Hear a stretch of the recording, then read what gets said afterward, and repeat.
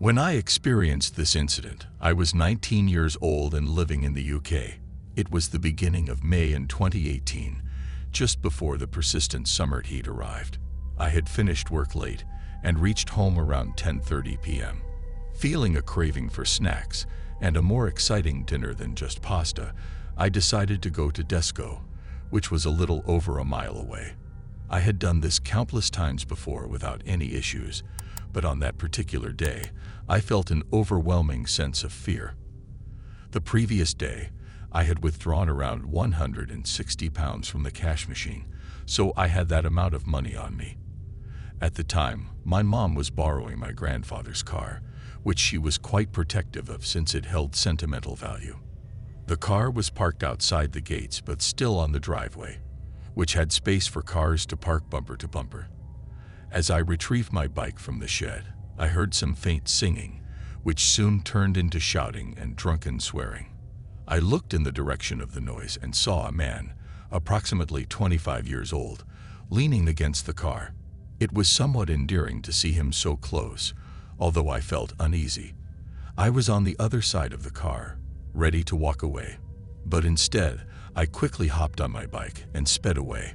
While pedaling, I called my stepmom to inform her about the man leaning on the car and how he appeared intoxicated.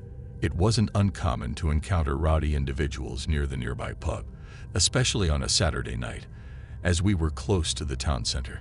I asked my stepmom to let my mom know, and she could handle the situation if necessary. As I reached a roundabout on my way to Tesco, I noticed something out of the corner of my eye.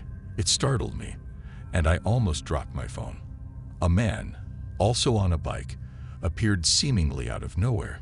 He was about my height, around 6 feet tall, or maybe even taller. It was hard to judge his age accurately since it was dark, and his features, including his eyes, skin, hair, and clothes, were all dark. I would guess he was in his early to mid-20s based on what I could see. In typical British fashion, he casually asked, "Are you all right?" with a slightly quiet voice. My stomach churned with nervousness, but I managed to reply that I lived nearby. I was just 90 seconds away from home on my bike, or even less if I pedaled faster. Confused by the situation, I wasn't sure what was happening. He commented, "You just look lost," which puzzled me further. I certainly didn't appear lost since I was clearly engaged in a phone conversation unrelated to directions.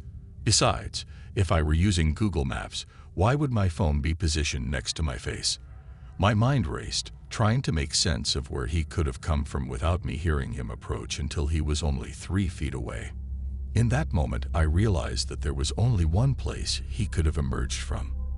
At the far end of the row of houses where I lived, there was a trail leading to the back of some industrial buildings and the local rubbish tip. It was an unlit path, making it easy for someone to hide there and wait for an unsuspecting passerby. I considered the possibility that he was lurking there and happened to target me as the next person to pass by.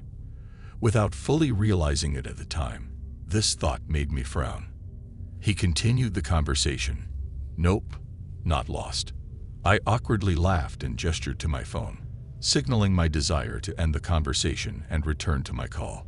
He bid me good night and crossed the road, heading towards a bus stop. Relieved initially, I soon realized which bus stop it was. It was the last stop for a bus that went to Tesco.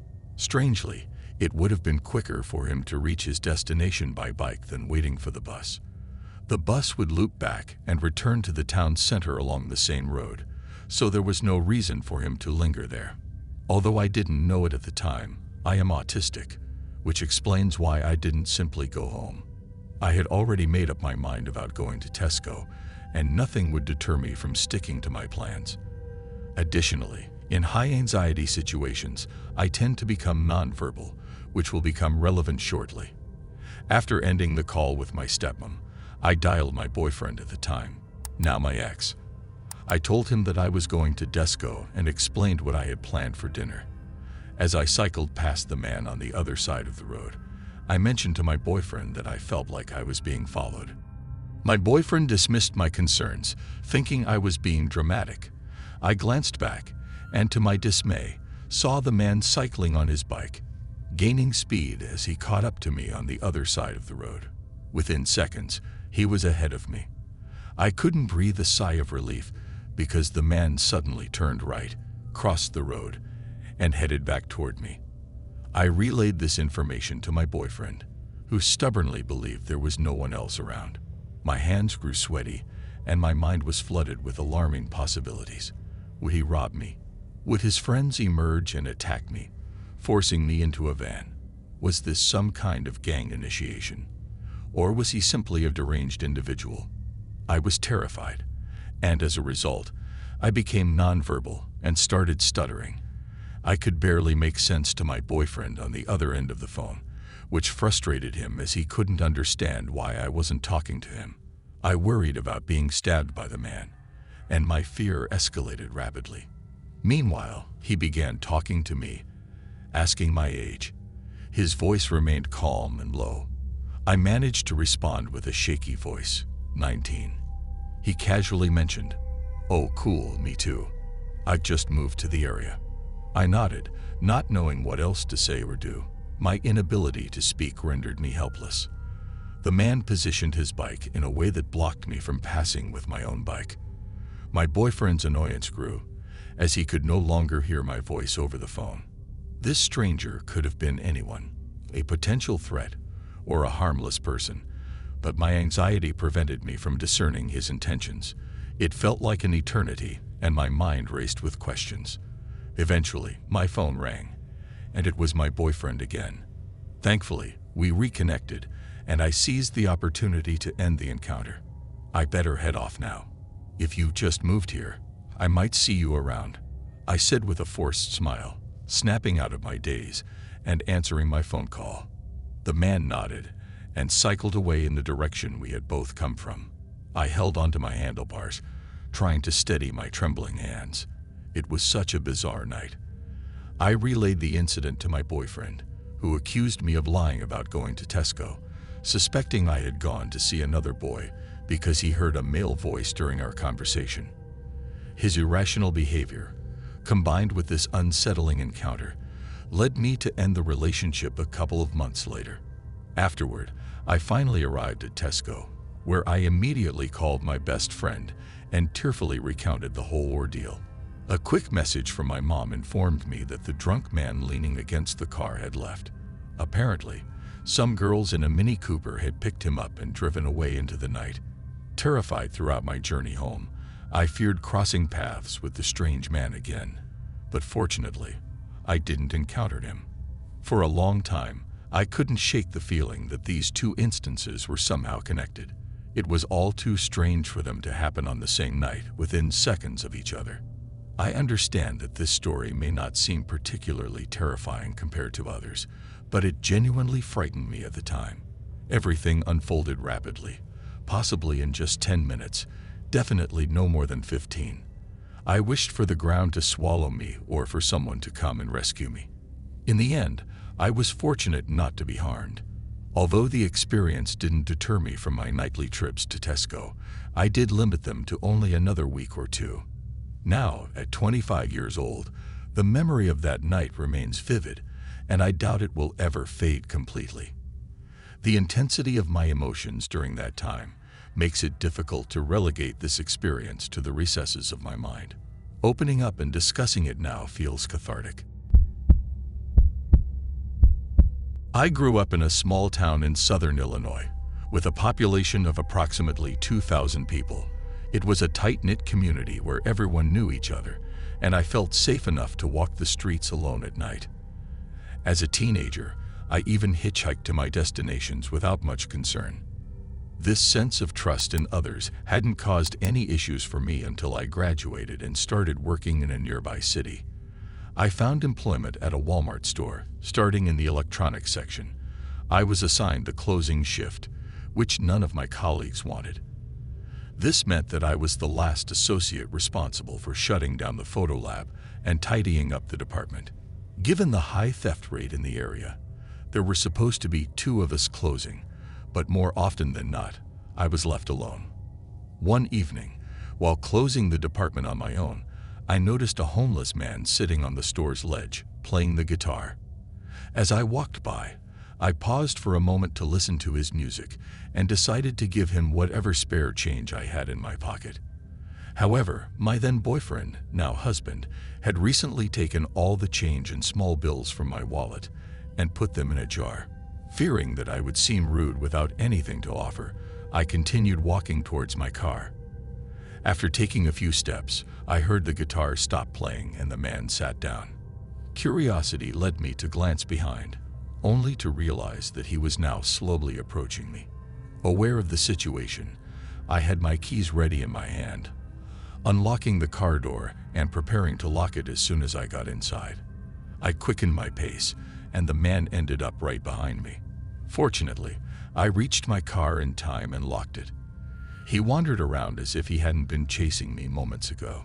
Feeling relieved, I drove home and soon forgot about the incident. The following day at work, a coworker asked if I had seen the man with the guitar who had been wandering around the store. I mentioned that I had spotted him outside after my shift. To my surprise, she showed me a mug shot of the man on her phone. It turned out that the police had arrested him sometime after our encounter. He was a serial rapist and murderer who had hitchhiked across America, victimizing several women. If it weren't for my husband putting my money in a change jar, and if I hadn't made it to my car in time, I could have been his final victim. Since then, I've become more cautious when navigating the city. I make sure to park near surveillance cameras, and if I must walk alone at night, I call someone to keep me company as I walk. I want to share a story that had a profound impact on me. It happened when my two friends and I decided to go outside one evening. Let's call my best friend V and the other friend J. We agreed to explore our town, which is quite large and easy to get lost in. However, that wasn't the case in this particular story. I was the youngest at 14, while my friends were both 15. We wandered around the streets, engaging in conversations for a while. After what felt like a long time, fatigue set in, and we began our walk back home.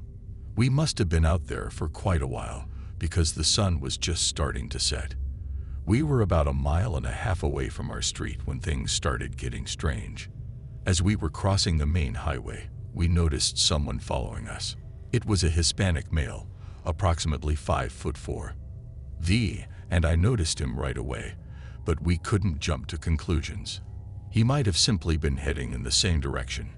We then turned onto a narrow back street that led to our neighborhood.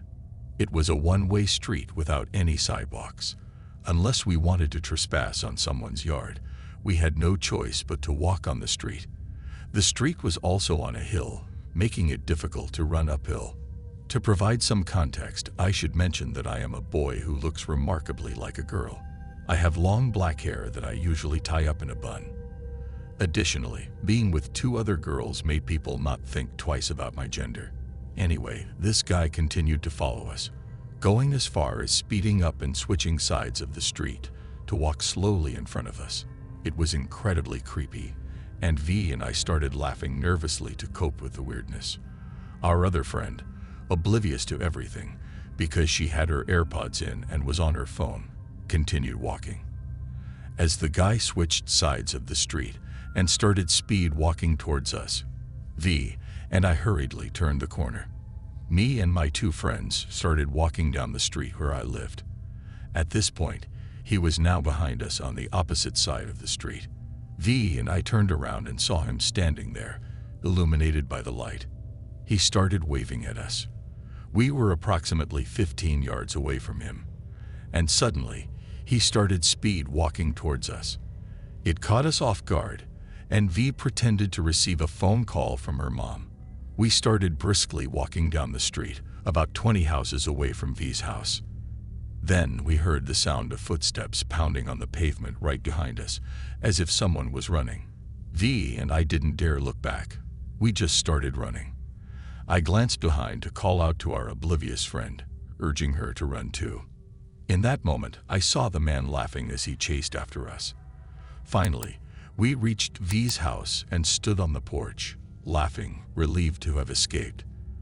But when we looked back, the man was nowhere to be seen. We stood there, trying to process everything. And then we went inside to tell V's mother. She came out, yelling at the man and demanding to know why he was following her children.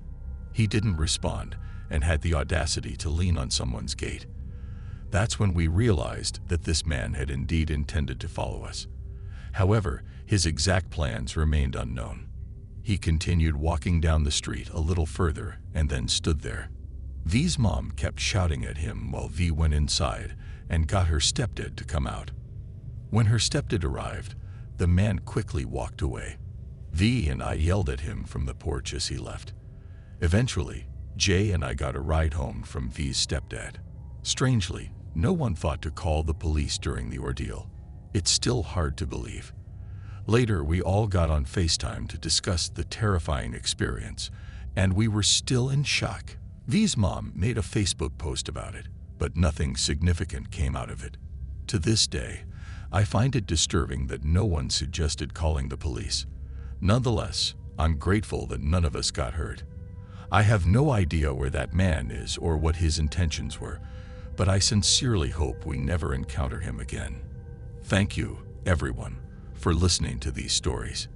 If you ever want to share your own, you can submit them at southerncannibal.com. Have a great night, everyone, and remember to stay hungry.